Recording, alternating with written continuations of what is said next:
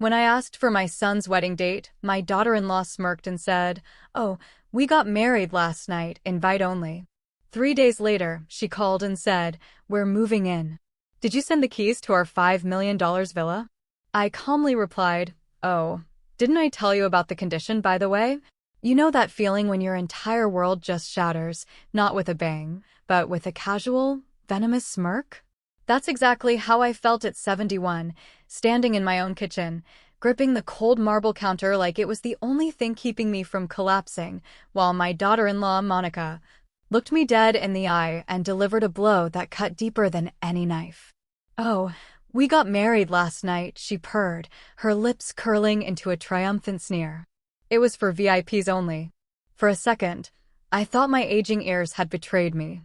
My hearing isn't perfect anymore, but the way her eyes glittered, the way her lips twisted, told me she wanted me to hear every agonizing syllable. My son, Ethan, stood beside her, silent, a ghost of the boy I'd raised, shifting uncomfortably, his gaze fixed on the floor. My hands began to tremble, not from age, but from the sheer, gut-wrenching shock. "VIPs only," she said. And I, his mother, was not one of them. The irony, the sheer, audacious hypocrisy, burned through me. For the past 3 years, I had been their invisible safety net. 36 checks, $1,800 a month, every single month, just to cover their rent. That's $64,800 gone. I had paid for Monica's lavender wedding dress, a $1,200 gown with sequins, chosen from a fancy boutique, charged straight to my credit card. I'd bought their groceries, sent them small gifts, even shelled out for Ethan's car repair when his engine choked and died. In total, nearly $77,500. And yet, when it came to the most significant day of his life, my son let me find out after the fact. Monica's eyes gleamed with something colder than diamonds. "It was family only," she repeated, her tone dripping with satisfaction. "The real family." I stared at Ethan, silently begging him, praying he would correct her, defend me, show some flicker of the son I once knew. But he just lowered his gaze, hands stuffed deep in his pockets, lost in his own shadow. My heart didn't just crack, it splintered into 1,000 pieces. In that excruciating moment, I finally understood what I had been to them all these years. Not a mother, not a human being with feelings, with a lifetime of love to give. No, I was nothing but a bottomless vending machine. 3 days later, the phone rang, ripping through the quiet sorrow that had settled over my villa. It was Monica. Her voice was sharp and casual, as if she were ordering takeout, utterly devoid of any recognition of the pain she'd inflicted. "We're ready to move in," she chirped. "Did you send the keys to the villa yet?" The villa? My villa? The home Harold and I had built together on the Florida coast, a breathtaking $5 million property with wide glass doors that opened to the endless ocean breeze. That house wasn't just property, it was my sanctuary, my sacred space after Harold passed. It held the garden where I still planted roses, the dining room where I still set 2 plates, even though one seat had been empty for years. My hand tightened on the phone, pressing it closer to my ear. "Excuse me," I managed. "The keys," she repeated, her impatience barely concealed. "To the villa. Ethan and I are ready to move in. It's time you let us start our life there." For a long, agonizing second, I couldn't breathe. The sheer nerve. The breathtaking arrogance. They had excluded me from their wedding, humiliated me, and now they thought they could just waltz in and take over the very roof above my head. My lips, unbidden, curled into a bitter, knowing smile. My voice, calm but steady, surprised even me. "Oh," I said softly. "Didn't I mention the condition?" Silence. A profound, stunned silence on the other end. I could almost hear her stiffen, her carefully constructed composure faltering. She hadn't expected resistance. Not from me. For years, I had written checks without question, answered every desperate call for money, nodded whenever Ethan pleaded, "Just this once, Mom." But this time, something was different. This time, I was different. I hung up the phone and walked to my dining table. It used to be a place for family meals, for laughter and shared stories. Now it was littered with receipts, bills, and a ledger filled with cold, hard numbers. This table was no longer about love. It was a battlefield of arithmetic where I could see exactly how much they had drained from me. $64,800 in rent, $7,200 in groceries, $3,500 in gifts, $2,000 in car repair. Total, $77,500. A lifetime of sacrifice, reduced to cold arithmetic. I whispered to the empty chair across from me, the one where Harold used to sit. I was nothing but a bottomless vending machine. But as the words left my lips, something inside me shifted. For the first time, I felt the machine breaking. I was tired. I was done. I had given enough, more than enough. And they had thrown me aside like yesterday's newspaper. I knew, with a certainty that chilled me to the bone, that I wasn't going to hand over those keys. Not without them meeting my condition. And let me ask you, truly, what would you do if your own child and his wife cut you out of their wedding, then brazenly demanded the keys to your $5 million villa? Would you surrender out of habit, out of a distorted sense of love? Or would you finally stand your ground? If you want to hear how I stood my ground, how I turned the tables after decades of being drained, dismissed, and finally decided enough was enough, then keep listening. That night, I moved through the villa like a phantom, locking every door, double-checking every bolt. The memories of Harold brushed against me like ghostly whispers, but for once, they didn't just bring sadness. I paused at the balcony, watching the ocean waves glitter under the moonlight. Monica's smirk, Ethan's silence, my own words. Didn't I mention the condition? Replayed in my mind. For the first time in years, I felt something that wasn't despair or exhaustion. I felt control. I felt a fire ignite deep within me. And I knew this was just the beginning. The next morning, I sat at that same dining table, but this time, instead of writing another check, I was writing down every single dollar I had poured into Ethan's life since he left college. The numbers stared back at me like a cruel, mocking joke. 36 months of rent at $1,800 each, $64,800. My hand shook as I wrote the figure, not from arthritis, but from the brutal truth it spelled. Then I added $7,200 for groceries, bags of food I delivered to their apartment so they wouldn't struggle. Another $3,500 for gifts, everything from flat-screen TVs to anniversary dinners I was never invited to.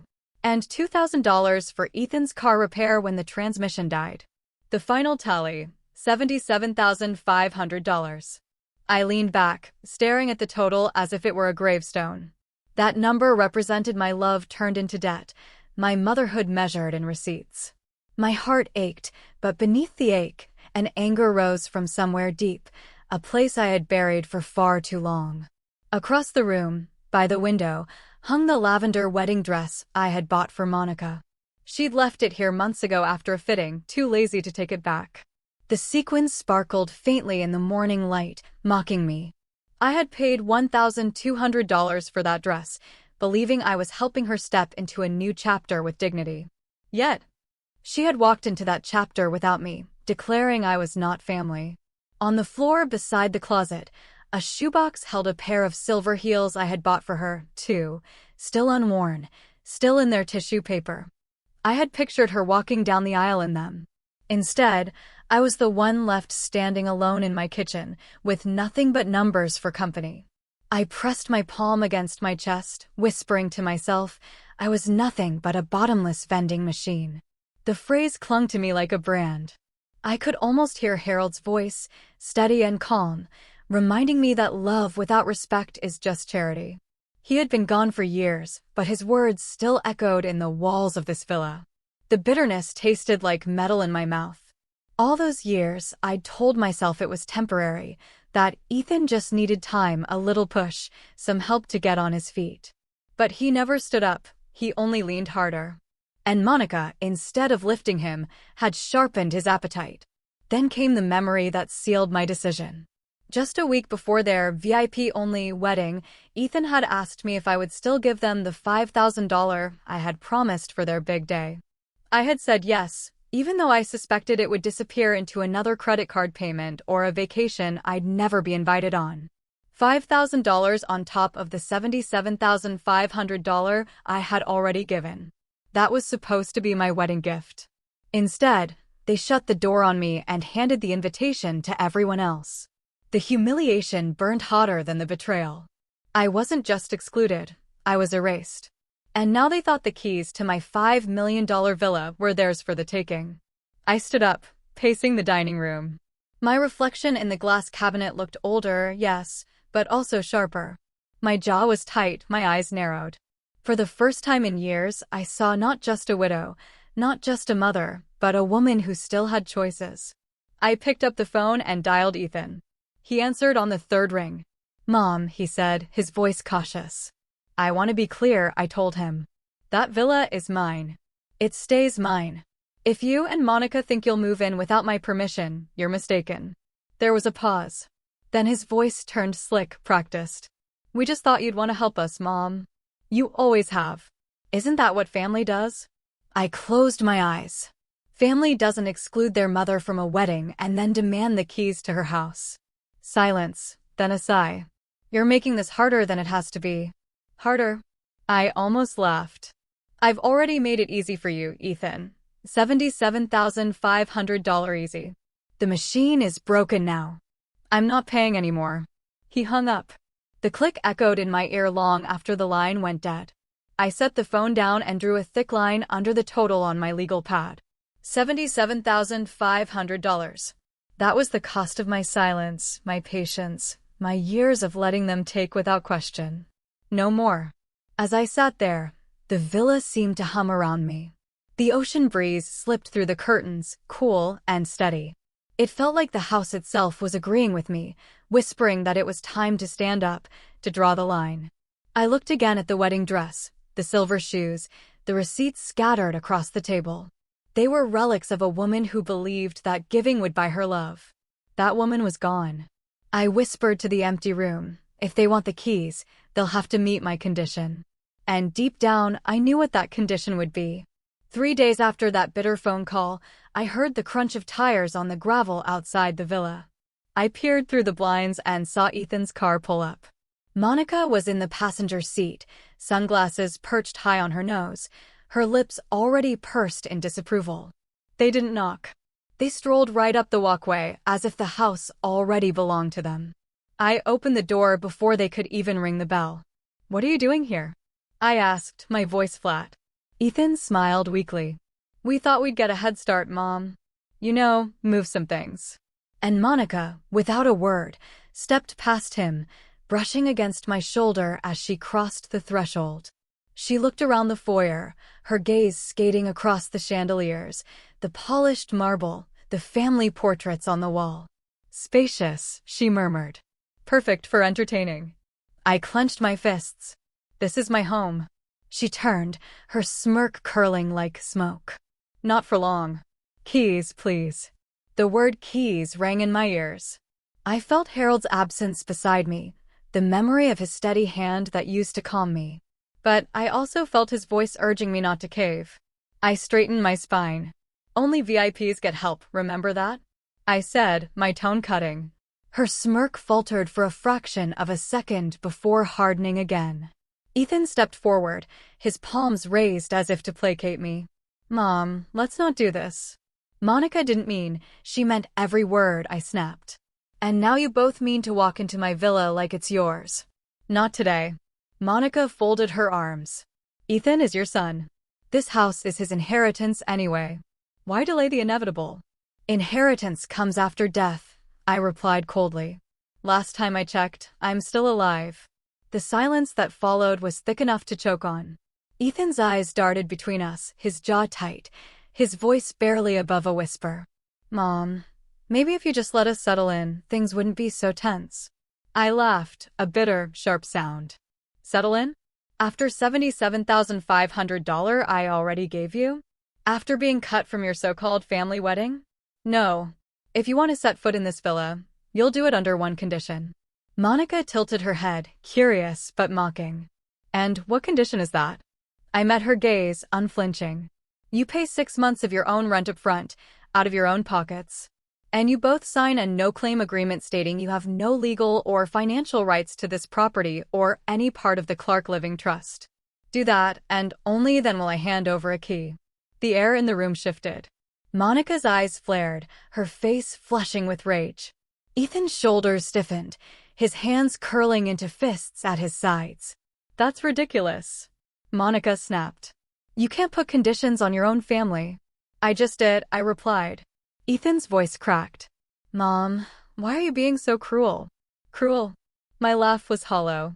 Cruel is cutting your mother out of your wedding and then demanding the keys to her $5 million villa as if she's already dead. Cruel is draining every cent she has and calling it family love. For the first time, Ethan looked ashamed, his lips pressed together, his gaze flicking away from mine.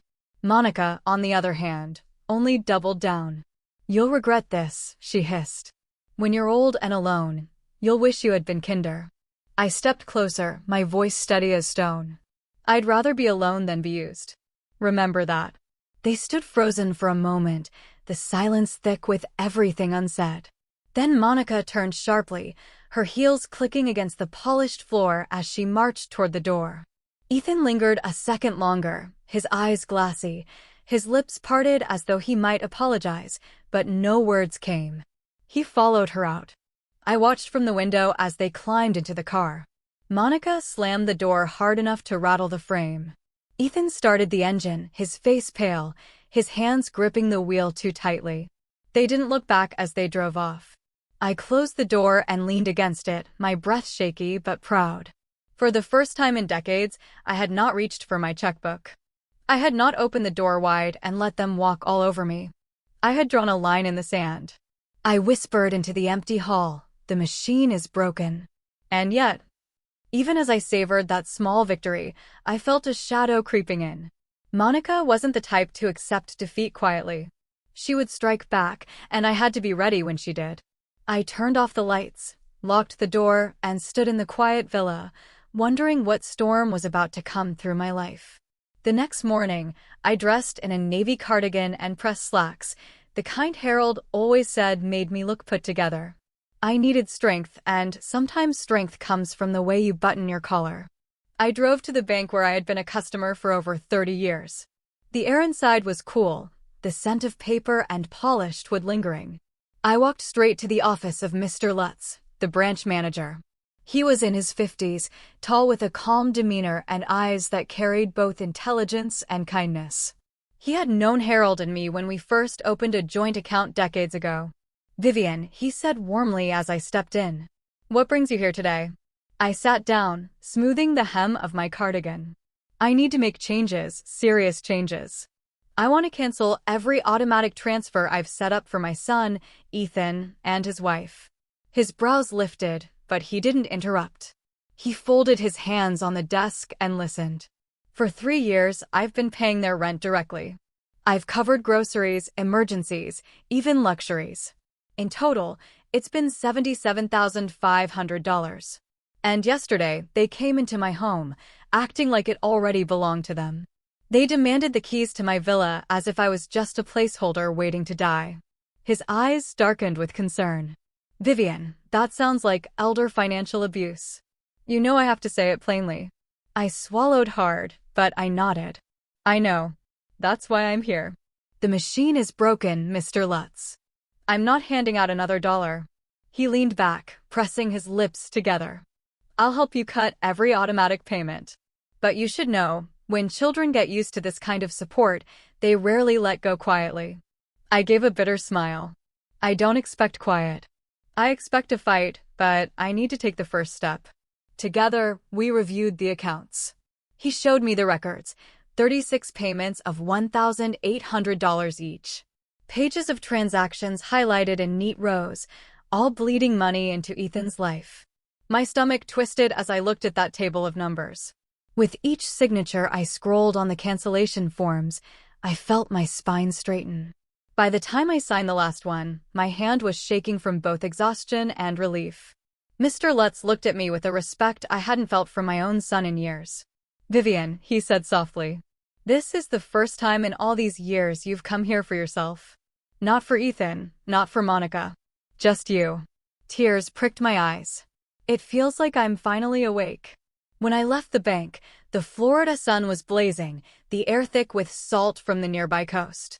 For the first time in a long time, I inhaled deeply without the weight of guilt pressing on my chest. But that evening, just as I was setting a single plate at the dining table, headlights swept across my driveway. I froze. Then came the knock, loud, demanding.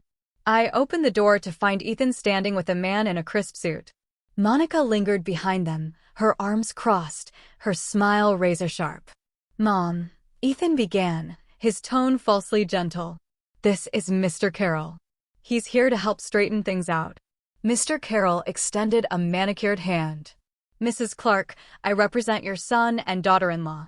They've asked me to review some of your financial documents to ensure everything is in order. It's a simple matter. If you'll let us in, we can get started." The audacity nearly knocked the breath from me. Behind his polished tone, I could hear the threat. They were trying to corner me, to paint me as incapable of managing my own estate. I didn't take his hand. "My documents are private. You have no right to them." He smiled, patronizing. "Sometimes, Mrs. Clark, families don't understand when it's time to step aside. This villa, these accounts, they're complicated. We just want to protect you." My blood boiled. Protect me from what? From living in the house my husband and I built? From using my own money to buy my own groceries? No, thank you. Ethan's face tightened. "Mom, don't make this harder than it needs to be." I stepped forward, my eyes locked on his. "I already made it harder, Ethan. I went to the bank today. The money flow is over. The bottomless vending machine is shut down."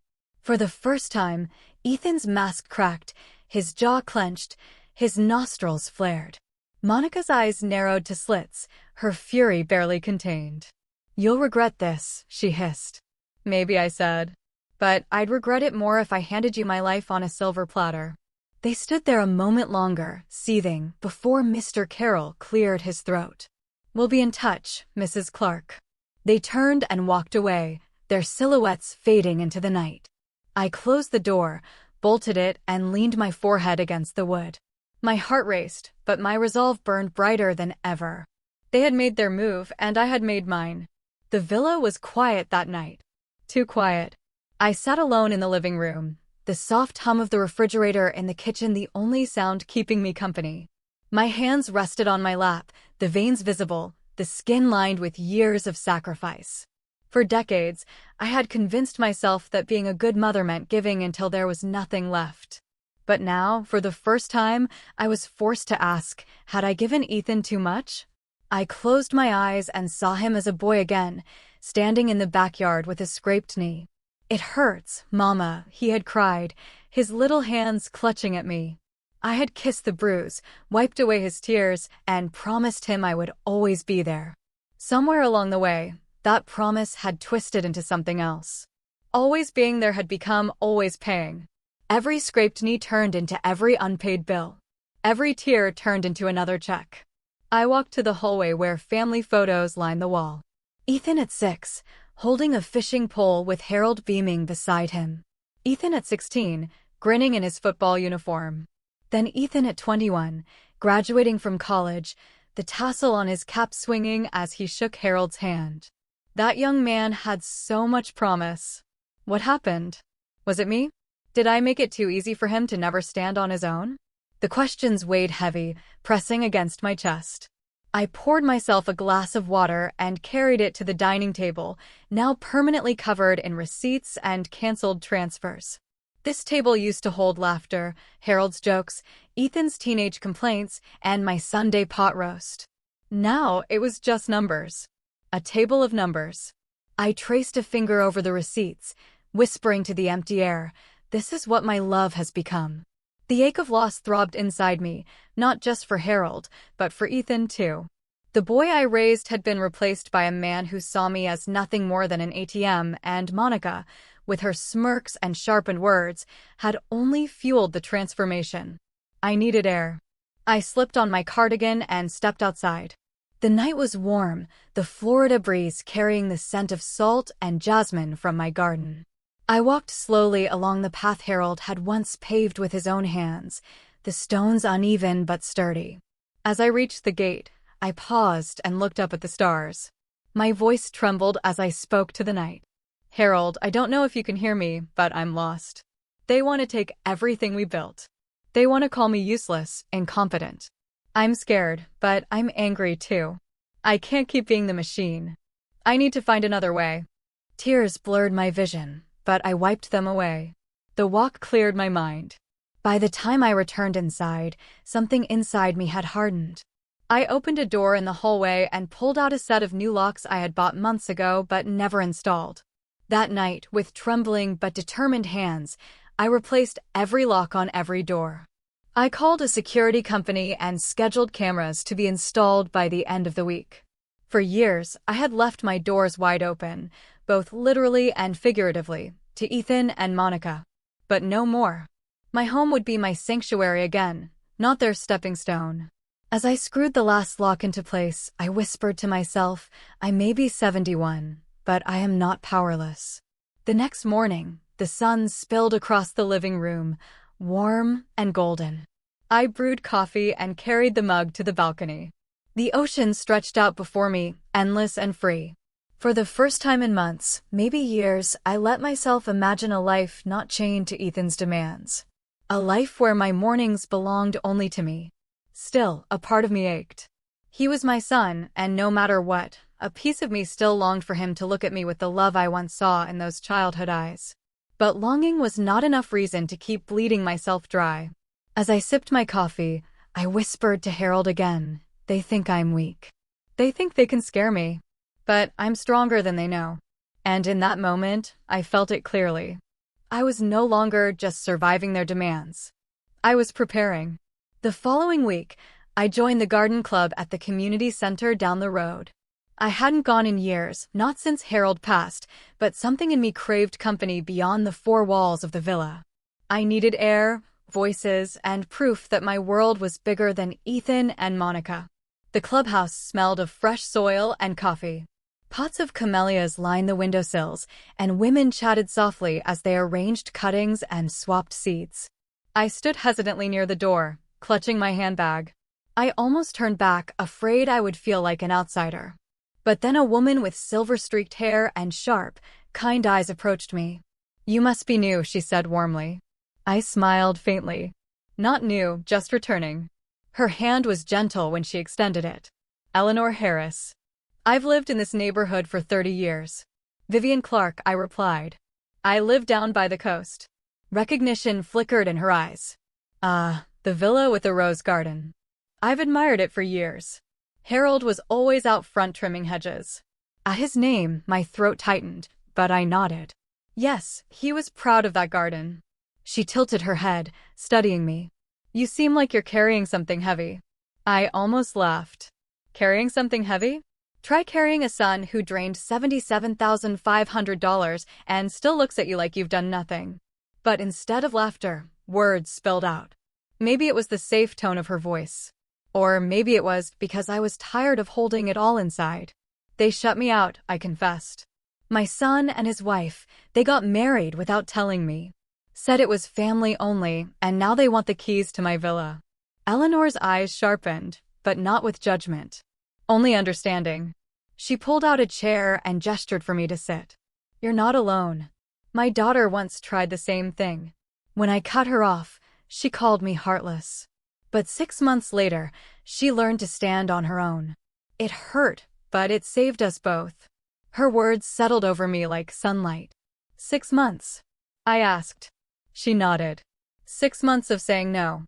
6 months of watching her stumble. But then she rose. If I had kept feeding her, she would never have found her legs. Tears pricked at my eyes.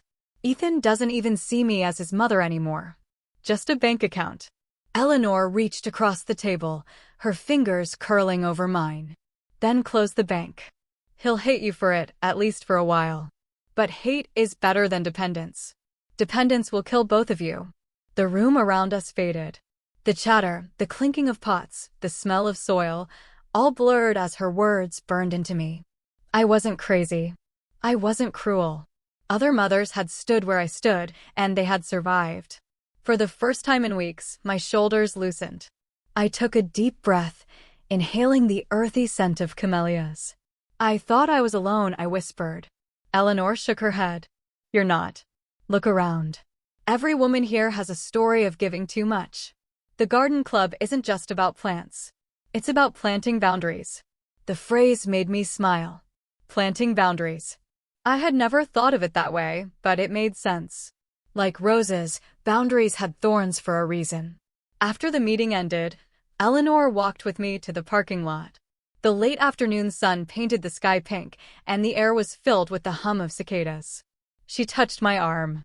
Vivian, whatever they throw at you next, remember this. You don't owe them the keys. Not to the villa, not to your bank account, not to your peace. Her words echoed long after I drove home. That night I stood in my rose garden, the one Harold and I had tended together. I brushed my hand over a bloom, the petals soft yet defended by sharp thorns. I realized that was me now. Still capable of beauty, still capable of love, but no longer defenseless. As the moon rose over the water, I whispered into the night, I am not alone. Inside, I sat again at the table of numbers, but this time, the sight of the receipts didn't crush me. I thought of Eleanor's voice, steady and sure. 6 months.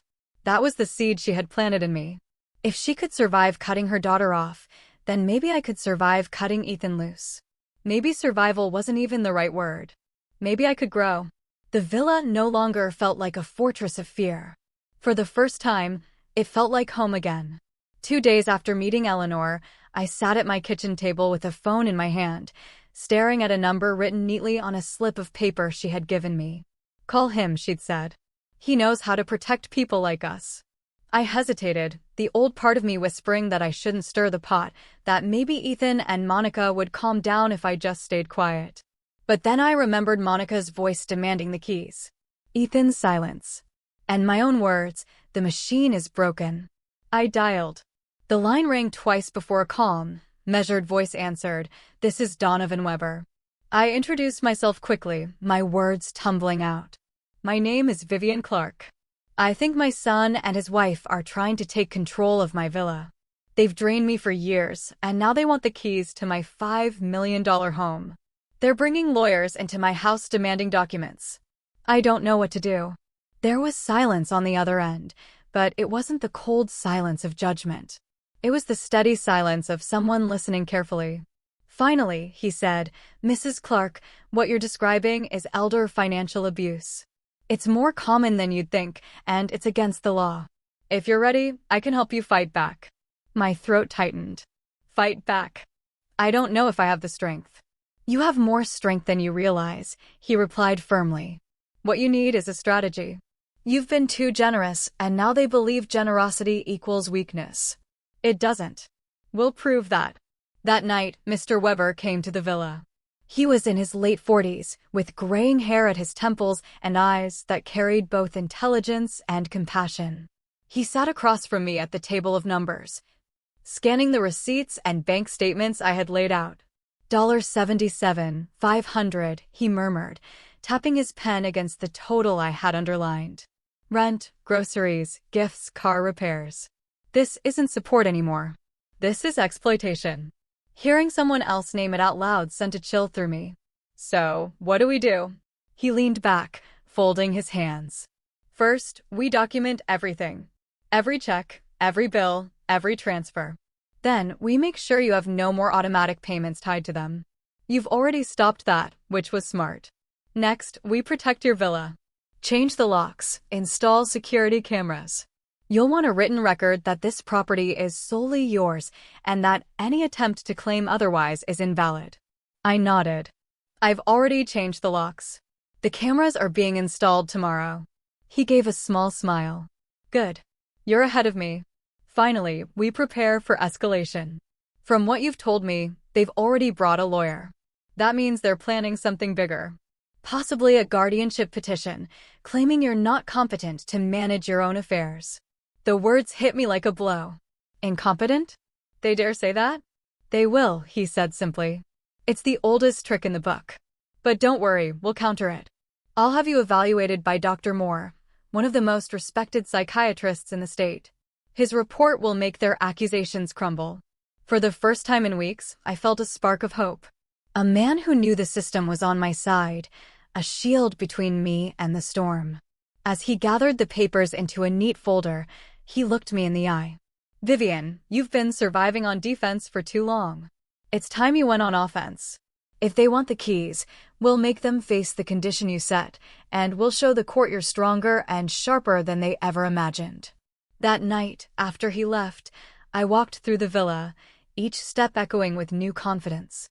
I paused at the door to the master bedroom where Harold's photograph still sat on the dresser. His smile in that picture was steady, reassuring. "I'm not alone anymore," I whispered.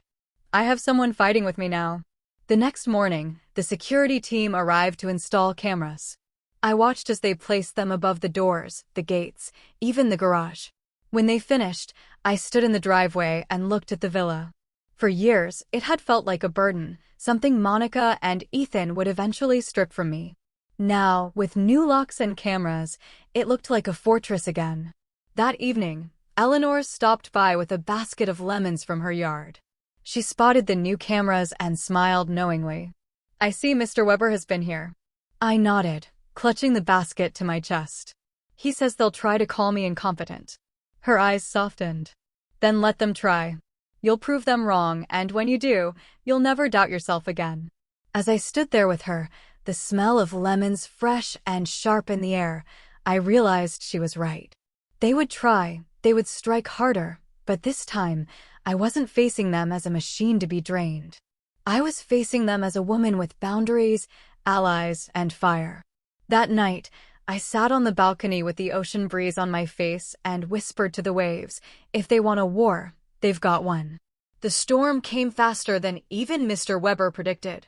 A thick envelope arrived at my doorstep one morning, delivered by a stern-looking courier who didn't bother with small talk.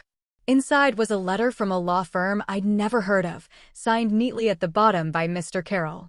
It accused me of being unable to manage my finances responsibly and claimed that for my own safety, my son and daughter-in-law were petitioning the court for guardianship over me. I sat at the kitchen table, the letter trembling in my hands. Guardianship. It meant they wanted to strip me of my right to control my bank accounts, my property, my villa. It meant they wanted to reduce me to a child in the eyes of the law. My heart pounded so loudly I could hear it echoing in my ears. That afternoon, Ethan and Monica showed up again, this time with smugness written all over their faces. Ethan wouldn't meet my eyes, but Monica looked directly at me, her voice syrupy sweet. "It's for your own good, Vivian. You've been slipping. Everyone can see it." "Slipping?" I repeated, my voice sharp. "The only thing slipping is your grip on my wallet." Her smile widened. "We'll let the court decide." Mr. Carroll's presence became clearer a few days later when he paraded their so-called witnesses. First was Mr. Davis, a neighbor who had always resented my rose garden because it blocked part of his view. He told anyone who would listen that he had observed concerning behavior. He mentioned the time I argued with Ethan on the driveway, twisting it into a sign of paranoia. He even hinted that strangers came and went from my villa, implying I was being manipulated. Then came Mr. Green, the pharmacist down the street. He had once filled Harold's prescriptions and later mine. Somehow, Monica convinced him to sign a statement suggesting I'd been confused about my medications. The truth was, I had once asked him to double-check a dosage after my doctor switched brands, a moment of caution twisted into evidence of incompetence. Finally, they unveiled their trump card, Dr. Lehman, a psychiatrist I had never met. According to Monica, he was concerned about signs of memory loss and poor judgment. Concerned without ever having spoken to me once in his life. He was a doctor for hire, his pen ready to scribble whatever diagnosis they needed. When Mr. Weber read through the documents, his jaw tightened. This is a full-scale assault. They're stacking witnesses, building a narrative. They want the judge to see you as fragile, confused, incapable. And what if the judge believes them? I whispered. He leaned forward, his voice firm. Then we make sure the judge sees the truth. They've built a story, Vivian. But stories crumble against facts. And we have facts. We have receipts, statements, your canceled transfers, even Dr. Moore's evaluation once we schedule it. Don't let their noise fool you. Still, fear not at me. It wasn't just Ethan and Monica anymore. It was neighbors, professionals, doctors. It felt like the world was tilting against me. As if that wasn't enough, a knock came on my door one Thursday morning. This time, it wasn't Ethan, Monica, or their lawyer. It was a woman in a gray suit with a badge clipped to her blazer. She introduced herself as Miss Schultz, a social worker assigned to investigate claims of elder neglect and incapacity. She stepped into my living room with a clipboard in hand, her eyes scanning everything, the bills on the table, the photos on the wall, the lavender dress still hanging by the closet. "Mrs. Clark, I'm here to ensure you're safe and able to manage on your own." For a moment, I felt my knees weaken. This was real now. It wasn't just Monica's words or Ethan's silence. The state was inside my home, judging whether I was fit to live freely. I offered her tea, my hands shaking only slightly as I poured. "You'll find I'm perfectly capable, Miss Schultz. The only danger in this house is how much money I've been giving away." Her brows furrowed. "That's exactly what we need to clarify." By the time she left, promising to follow up, my chest felt tight with dread. They had escalated it beyond family squabbles. This was now a battle with paperwork, witnesses, and government oversight. That night, I sat on the balcony with the waves crashing below, clutching Harold's photo. "They want to call me incompetent," I whispered into the dark, "but I am more clear-eyed now than I have ever been." I knew the days ahead would be harder, but I also knew this. I wasn't backing down. 2 days after Miss Schultz's visit, my villa became the stage for a confrontation I'll never forget. I had barely finished brewing my morning coffee when I heard a knock at the door, firm, official. When I opened it, there she stood again, clipboard in hand, her expression serious. But this time, she wasn't alone. Ethan and Monica hovered behind her, flanked by Mr. Carroll in his immaculate suit. Their smiles were tight, rehearsed, like actors waiting for the curtain to rise. "Mrs. Clark," Miss Schultz began. "I need to follow up on my earlier visit. There are concerns. We need to address concerns." I almost laughed. The only concerns were the two vultures behind her, already imagining themselves sipping wine on my balcony overlooking the ocean. I stepped aside politely because I had nothing to hide. My home was tidy. My bills were neatly stacked. My pantry full. I was 71, yes, but not helpless, not broken. They walked into my living room like they owned it. Monica immediately eyed the family portraits, her gaze lingering on the frame of Harold and me on our wedding day. "Such a beautiful villa," she said smoothly. "But it's too much for Vivian to handle alone. She forgets things, misplaces important papers. We just want to help." My jaw tightened. I turned to Miss Schultz. "If I may, I'd like to introduce someone." Right on cue, the front door opened again and Mr. Weber stepped inside, briefcase in hand. His voice was calm but commanding. "Good morning. I'm Donovan Weber, legal counsel for Mrs. Clark." The shift in the room was immediate. Monica's smirk faltered. Ethan looked down at his shoes. Even Mr. Carroll's polished smile cracked for a split second. Weber shook Miss Schultz's hand firmly. "I understand you're investigating claims of incapacity. I'd like to provide documentation that will clarify a few things." He opened his briefcase and laid out copies of bank records, neatly tabbed and highlighted. Over the past 3 years, Mrs. Clark has paid exactly $77,500 in rent, groceries, gifts, and car repairs for her son and daughter-in-law. These weren't signs of confusion or incompetence. They were signs of generosity that was abused. Miss Schultz flipped through the papers, her brow furrowing. Weber continued, his voice steady. If she were incompetent, would she have detailed records of every expense? Would she have canceled automatic transfers at the bank, replaced locks on her villa, installed security cameras? This is not a woman who has lost capacity. This is a woman who has finally found the courage to say no. I sat straighter in my chair. His words wrapped around me like armor. But Monica wasn't finished. She gestured sharply toward Mr. Davis, who had just walked in uninvited. He cleared his throat nervously. "I've seen concerning things. She argues with Ethan in the driveway. Strangers visit at odd hours. I think she's being manipulated." Weber didn't even blink. "And do you have proof of these claims?" Photographs, videos, anything beyond your personal dislike of her rose garden. Mr. Davis stammered, his face reddening. Well, no, but everyone talks. Gossip, Weber cut him off, is not evidence. Next, Monica produced the statement from Mr. Green, the pharmacist. She handed it to Miss Schultz with a triumphant smile. See, even her pharmacist noticed confusion with medications. Weber took the paper, skimmed it, then handed it back. Mrs. Clark asked a pharmacist to double-check a dosage after a brand change. That's not confusion. That's caution. If anything, it proves she's responsible with her health. For the first time, Miss Schultz's lips curved ever so slightly as if she agreed. Carol stepped forward, trying to regain control. We believe Mrs. Clark is vulnerable and in need of guardianship. My clients are simply trying to ensure her safety and the proper management of her estate. Weber's eyes sharpened. No, Mr. Carroll. What your clients want is control of a $5 million villa. They've drained her for years. And when the money stopped, they pivoted to legal manipulation. That's not protection. That's exploitation. The room went still. Monica's face burned crimson. Ethan's shoulders sagged as though the weight of the truth was pressing down on him. Miss Schultz closed her folder. I'll be filing my report, she said evenly. And from what I've seen, Mrs. Clark is more than capable of managing her own affairs. Relief flooded through me so fast I nearly cried. They had brought their accusations, their witnesses, their smug certainty, but Mr. Weber had turned it all into smoke. For the first time, I saw doubt flicker in Monica's eyes. They left soon after, their footsteps echoing down the walkway. When the door closed, I slumped into my chair, trembling.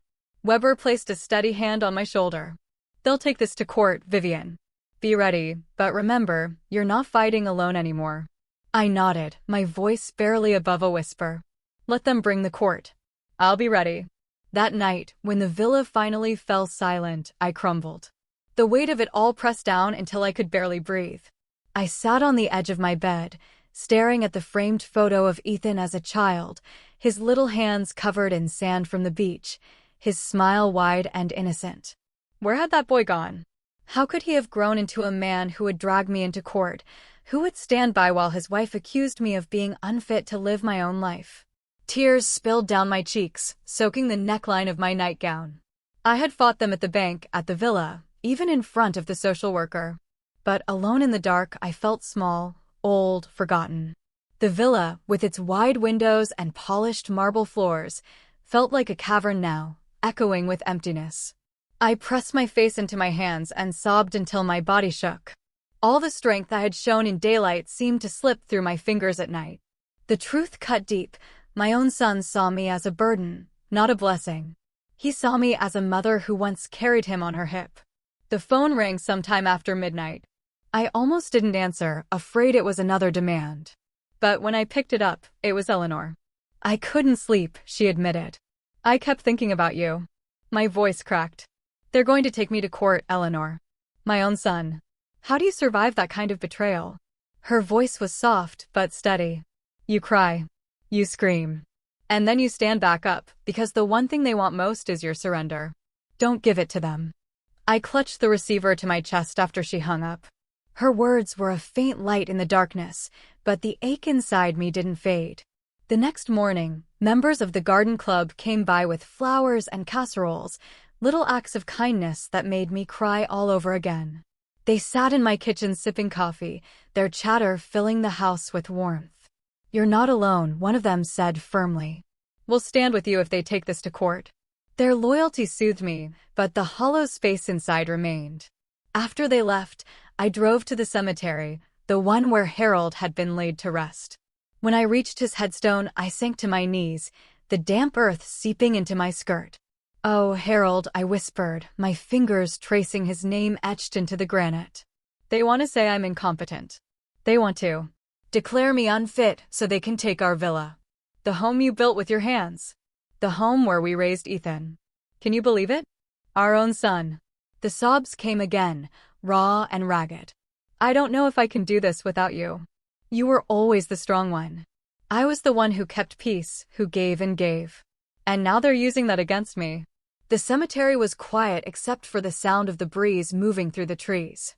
A bird landed on a nearby branch, chirping as if to break the silence. I closed my eyes and let the sound steady me.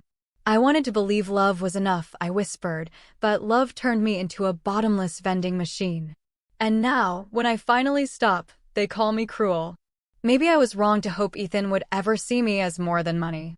For a long time, I stayed there, kneeling in front of Harold's grave, the weight of loneliness pressing into my bones.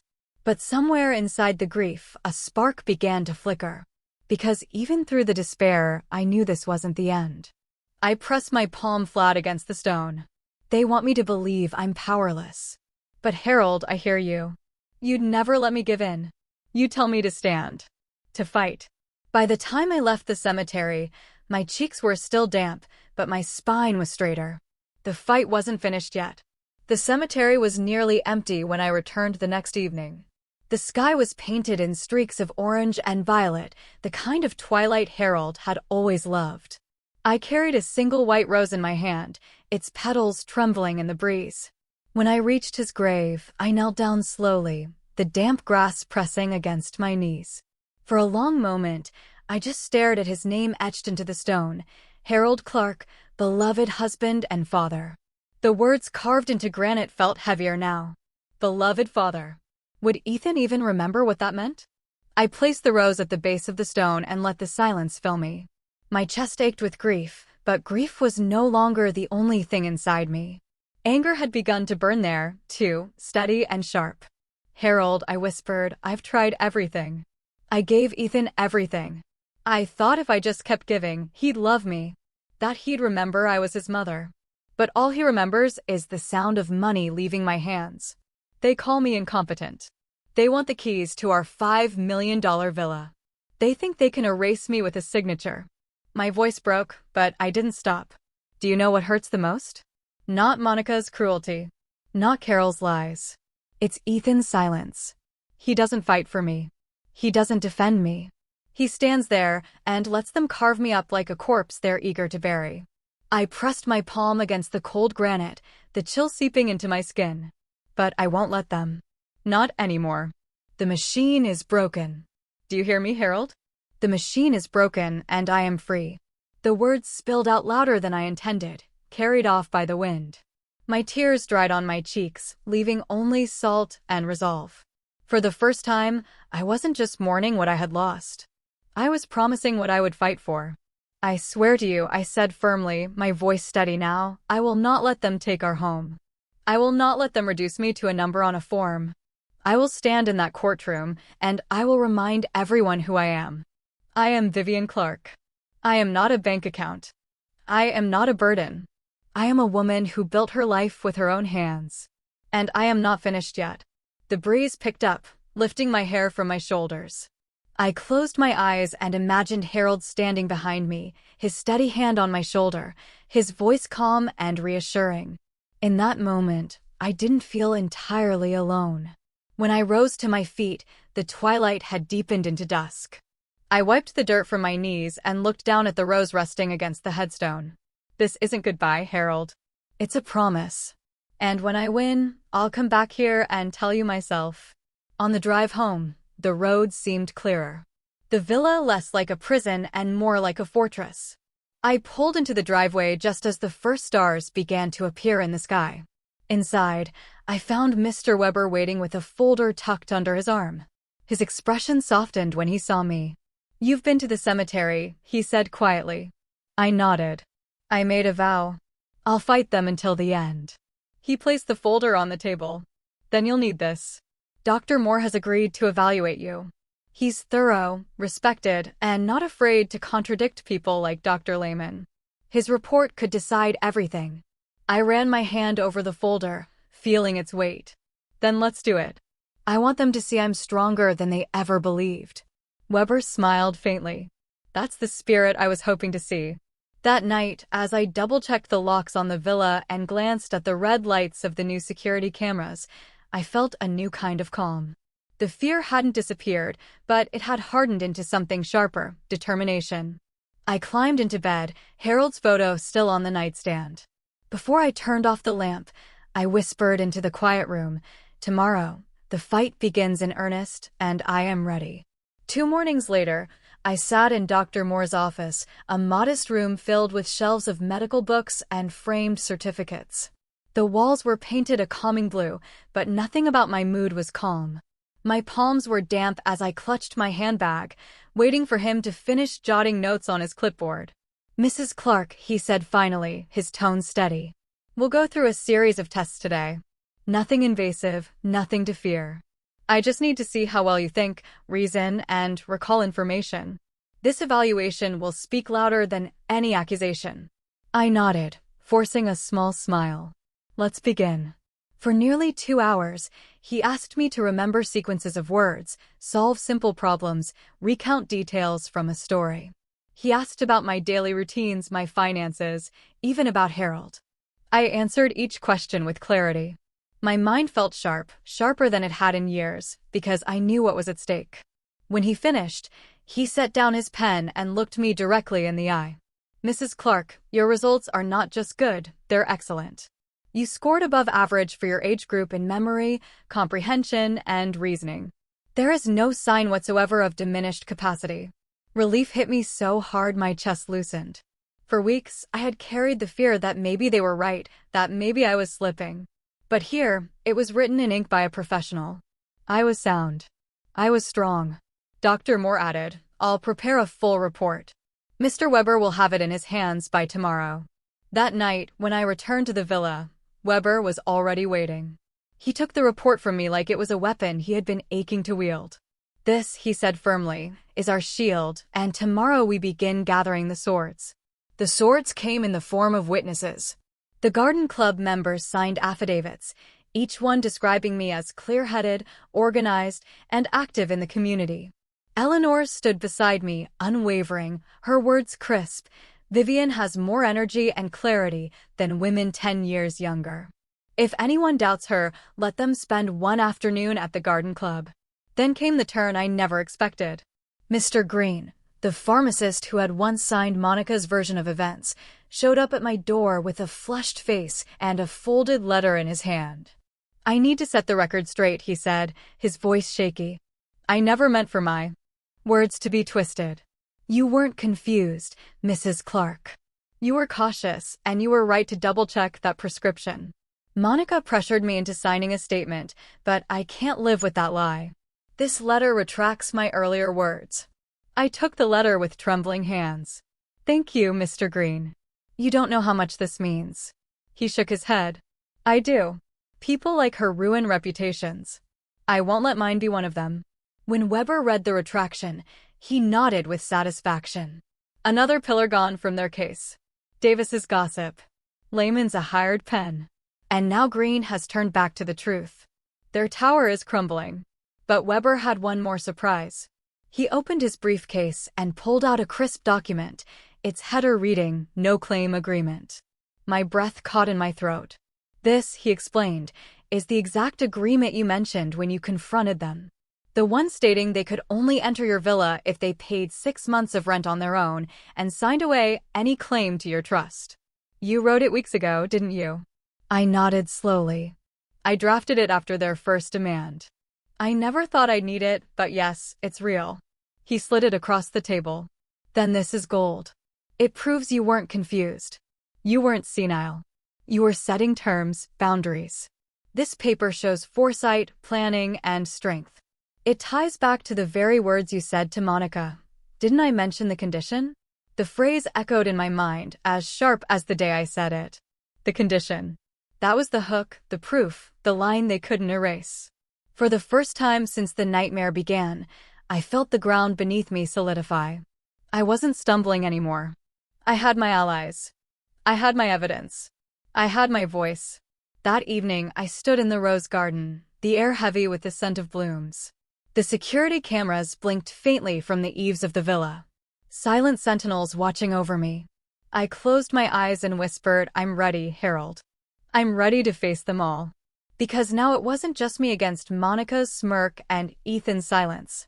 It was me, with a lawyer, a doctor, a community, and a paper trail sharp enough to cut through every lie they had built. And soon, we would take it all to court. The day of the hearing arrived with skies as gray as my mood. I wore a navy dress suit Harold had once loved, simple, but dignified, and clutched my cane a little tighter as I walked up the courthouse steps. My knees ached, but my spine was straight. This wasn't just another day. This was the day they tried to strip me of my life. The courtroom was packed tighter than I expected. Neighbors, acquaintances, even members of the garden club had shown up. Whispers filled the air until the bailiff called for order. I took my seat at the defense table beside Mr. Weber, my heart pounding in my ears. Across from me, Ethan and Monica sat with their lawyer, Mr. Carroll. Monica's lips curled into that familiar smirk, and Ethan couldn't even meet my eyes. The judge entered, Judge Alvarez, his presence commanding, as he adjusted his robe and looked across the room. This court is now in session. Petitioners, proceed. Carroll stood first, his voice smooth, almost theatrical. Your Honor, today we present the case of a woman, Mrs. Vivian Clark, who sadly can no longer manage her financial or personal affairs. Our clients, her devoted son and daughter-in-law, only wish to ensure her safety and the proper handling of her estate. I clenched my fists under the table. Devoted son, devoted daughter-in-law. The words tasted like poison. Carroll gestured toward me. She is 71, widowed, and isolated. She has displayed concerning behaviors, mismanaging funds, showing confusion over simple matters. This is not a question of greed, but of love and necessity. Guardianship will protect her from herself. Then he called his first witness. Mr. Davis shuffled to the stand, clearing his throat. I've lived next to Mrs. Clark for years. I've seen her arguing in her driveway, raising her voice, seeming paranoid. I've noticed strangers visiting late at night. I believe she's being manipulated. She's not the same woman she used to be. I sat rigid, heat rising in my chest. Strangers? Those strangers were the security team I had hired. The garden club dropping off flowers. Eleanor bringing lemons. Next came Mr. Green's earlier statement, read aloud as though it were gospel. Mrs. Clark demonstrated confusion regarding her prescriptions. Carroll intoned, she could not manage them responsibly. My stomach turned. Though I knew the man had retracted it, Carroll still used the old words to stain me. Finally, Carroll introduced Dr. Lehman, a tall, polished man with spectacles glinting under the fluorescent lights. He spoke with practiced authority.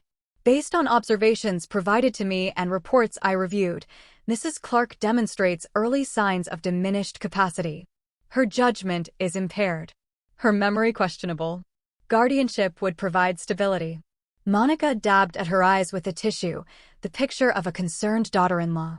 Ethan leaned forward, his face pale, his voice low as he testified. My mother forgets things. She loses track of money. She doesn't know what's best for herself anymore. We just want to help her. His words pierced deeper than any lawyer's argument. To hear my son, the boy I once rocked to sleep, say I wasn't capable of being myself, it was like being buried alive. I felt every eye in the courtroom shift toward me, waiting to see if I would break. My chest tightened. For a heartbeat, I wanted to run, to let them take it all so I could finally stop fighting. But then I caught sight of Eleanor in the gallery. She sat upright, her chin high, her eyes burning with faith in me. Behind her, the garden club women nodded in quiet solidarity, and at my side, Mr. Weber leaned close and whispered, "Hold steady. Their stage is almost over. Then we take the floor." Judge Alvarez raised a hand. The court has heard the petitioner's opening and witnesses. We will now proceed to cross-examination and the defense. Carroll returned to his seat, Monica clutching his arm like she'd already won. Ethan's eyes flicked to me briefly, but he looked away just as quickly, shame shadowing his face. My breath steadied as Weber rose slowly, his expression unreadable, but his presence commanding. Your Honor, he began. What we have just heard is a story. A story stitched together from gossip, exaggerations, and the convenient words of hired voices. But stories can be tested, and that is what we will do. I straightened in my chair. My heart was still pounding, but it wasn't just fear anymore. It was fire. Their side had painted me as weak, confused, broken. Now it was our turn to show the truth. Mr. Weber rose slowly, buttoning his jacket with deliberate precision. He moved toward the center of the courtroom, his voice calm but edged with steel. Your Honor, what the petitioners have presented is not evidence of incapacity. It is evidence of exploitation. The judge inclined his head, granting him the floor. Weber turned first to Mr. Davis, still sitting uneasily in the witness chair. Mr. Davis, you testified that you observed arguments in Mrs. Clark's driveway. Tell me, were these arguments about her confusion or about money? Davis shifted uncomfortably. Well, money mostly. So not confusion. Disagreements about her saying no after years of paying their bills. Yes, I suppose. Weber leaned closer. And these so-called strangers you saw visiting, would you like to know who they were? Members of her garden club bringing casseroles. A licensed security company installing cameras. Friends, not manipulators. You mistook kindness for chaos, didn't you? Davis flushed crimson. Maybe I did. Thank you. No further questions. Weber turned away, leaving Davis wilted in his chair. Next came Mr. Green. Carol tried to keep him seated, but Weber called him forward. Mr. Green, you once signed a statement saying Mrs. Clark was confused about her medication. Would you tell the court why you retracted it? Green cleared his throat, his voice shaky but firm. Because it wasn't true. Mrs. Clark wasn't confused. She double-checked a dosage after her doctor switched brands. That's responsibility, not incompetence. Monica pressured me to sign. I regret it, and I want the record corrected. A murmur rippled through the courtroom. Monica's face darkened, her jaw tight.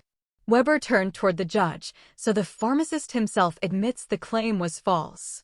That leaves us with Dr. Lehman. The psychiatrist adjusted his glasses, unruffled. Weber stepped closer, voice precise. Dr. Lehman, have you ever personally examined Mrs. Clark? No, but based on reports written by others, correct? So you've never spoken to her, never administered a test, never looked her in the eye. Is that correct? Yes. But, thank you. No further questions. Lehman's composure cracked as whispers spread through the gallery. The foundation of their case was eroding piece by piece. Weber reached into his briefcase and produced a thick folder. Your Honor, allow me to submit Dr. Moore's full evaluation. Unlike Dr. Lehman, Dr. Moore actually examined Mrs. Clark. He found her above average in memory, reasoning, and judgment. These results prove she is fully competent to manage her life and estate. Judge Alvarez flipped through the report, his brow lifting slightly as he scanned the highlighted scores. But Weber wasn't finished. He walked to the evidence table and lifted another document, the one that made my breath catch, the no-claim agreement. Your Honor, weeks before this petition was filed, Mrs. Clark drafted this agreement. It stated that if her son and daughter-in-law wished to enter her villa, they must pay 6 months of rent from their own pockets and sign away any claim to her property or trust. This is not the act of a woman confused or incapable. This is foresight. This is a woman setting clear boundaries. She even used the very phrase she repeated on the phone. Didn't I mention the condition? All eyes swung to Monica. Her face drained of color, then flushed again with rage. Ethan's shoulders sagged, his lips pressed together in silence. Weber turned to me. Mrs. Clark, would you like to address the court yourself? My legs trembled as I rose, cane in hand, but my voice was steady. I faced the judge, the gallery, and finally my son. For years, I believed love meant giving. I gave 36 months of rent, $64,800. I bought groceries, gifts, even car repairs. In total, $77,500. I thought if I just kept giving, my son would see me. But I was wrong. I wasn't his mother. I was his bottomless vending machine.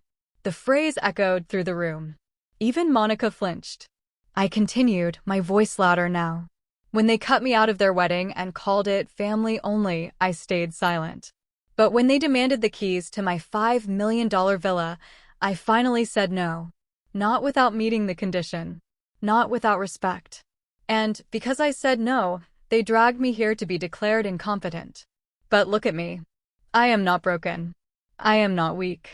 I am free. For a moment, the courtroom was utterly silent. Then Judge Alvarez leaned forward, his tone measured but clear.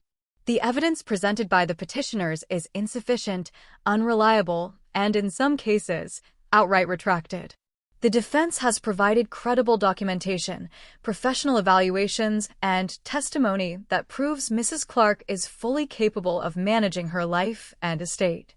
Therefore, the petition for guardianship is denied. My knees nearly buckled with relief. The gavel struck, the sound echoing like thunder. I had won. Across the aisle, Monica's face twisted into fury. Her carefully painted mask shattered. Ethan lowered his head, shame etched into every line of his posture. But I didn't look at them long. I turned instead to the gallery, to Eleanor and the garden club, to Mr. Weber and Dr. Moore, to every face that had stood with me. I raised my chin. The machine is broken, I said quietly, but firmly, and I am free. The gallery erupted into quiet applause, muffled but heartfelt. Eleanor's eyes glistened with pride. Weber placed a steady hand on my arm. You did it, Vivian. You stood your ground. I nodded, my chest swelling with something I hadn't felt in years. Dignity.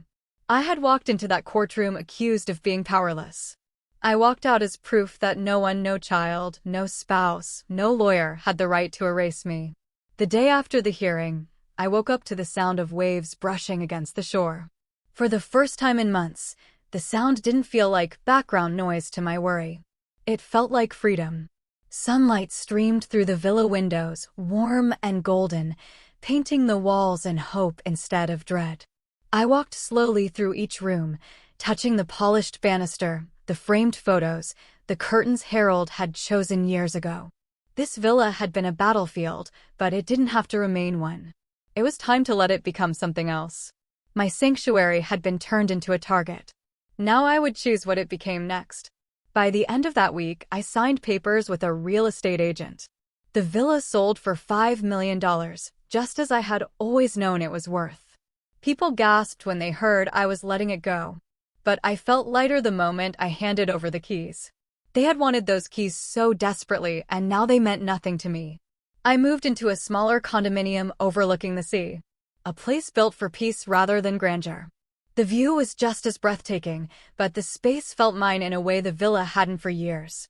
Here, no footsteps echoed that weren't my own. No shadow of entitlement darkened the doorway. Only me and the freedom I had fought for. The first thing I did with the money was set aside a donation. $1 million went directly to an organization dedicated to fighting elder financial abuse. I wanted other women, mothers, widows, anyone who had been treated as a wallet instead of a person, to know they weren't alone. I wanted them to know their voices mattered and that their dignity wasn't for sale. The rest I divided carefully, enough to live comfortably, enough to travel, enough to breathe without fear of the next phone call asking for more. For once, my accounts were for me, not for anyone else's debts. Diana, my sister, came to visit the new condo soon after. She walked through the door carrying flowers and her familiar no-nonsense smile. "It suits you," she said, glancing at the wide balcony where the ocean shimmered. I hugged her tightly. "It feels like starting over." She pulled back, looking into my eyes. "You didn't just start over, Vivian. You won. You proved you were more than their machine. You proved you were free." Her words filled me with a warmth I had longed for. Family didn't always come from blood. It came from truth, from people who loved you enough to stand beside you instead of drain you. Diana had always been that person. And now Eleanor and the garden club were too. Not long after, Eleanor invited me on a trip. "Italy," she said with a mischievous smile. "We'll drink wine, walk through gardens, and remind ourselves that life isn't over just because people tried to bury us early." And so we went. In Florence, I stood before cathedrals that had survived centuries, stronger for their cracks. In Rome, I threw a coin into the Trevi fountain, whispering a wish not for riches, but for resilience. In Venice, I sat by the canals and laughed with Eleanor until my cheeks hurt. For the first time in decades, I wasn't living for anyone else's needs. I was living for mine.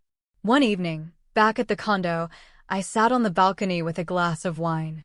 The sun was sinking into the horizon, casting gold across the water. I held Harold's photograph in my lap and smiled through the sting of tears. "We did it," I whispered. "They wanted to erase me, but I stood. I'm not their vending machine anymore. I'm free." The wind carried my words out over the ocean, and I imagined Harold smiling back at me, proud. I leaned forward, speaking not just to him, but to the world beyond the camera lens of this story. "If you were me, would you have handed them the keys?" The waves answered in their eternal rhythm, and for once, I didn't feel the need to explain myself anymore. I had chosen freedom, and freedom, I realized, has no price.